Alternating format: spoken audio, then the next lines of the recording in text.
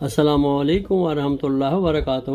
پنجگانہ نمازی بہنوں، بھائیوں اور بیٹے بیٹیوں کو میرا ہدیہ تبریک عمل کریں اور فوراً افواہ جاریہ کے لیے بہت زیادہ فارورڈ بھی کر دیں۔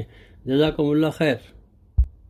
ذوالحجہ کی 7، 8، 9 اور 10 تاریخوں کو جو تسبیحات پڑھی جاتی ہیں ان کی تشریح، فضیلت اور برکتیں، یہ چاروں الفاظ اسلامی عبادات میں بڑی اہمیت رکھتے ہیں اور ان کا تعلق خاص طور پر حج، عمرہ اور بعض مواقع پر ذکر و دعا کا معمول۔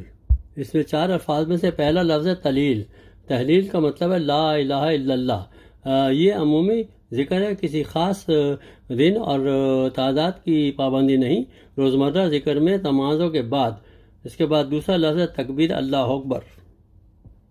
اللہ اکبر عام طور پر نمازوں میں رکوع، سجدہ، قیام کے دوران، عید الاضحیٰ کے دنوں میں خاص طور پر تکبیر تشریق، ذوالحجہ کی فجر 9 ذوالحجہ کی فجر سے لے کر 13 ذوالحجہ کی عصر تک فرض نماز کے بعد ایک بار بلند آواز سے پڑھنا واجب۔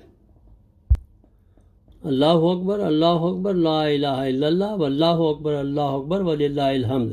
اس کے بعد تیسرا لفظ ہے تحمید، اس کا مطلب ہے الحمدللہ۔ یہ بھی عمومی ذکر ہے، نماز میں، دعاؤں میں، روزمرہ تسبیحات میں پڑھا جاتا ہے۔ تلبیہ، اللہم لبیک لبیک لا شریک لبیک ان الحمد ونعمت لک والملک لا شریک لک۔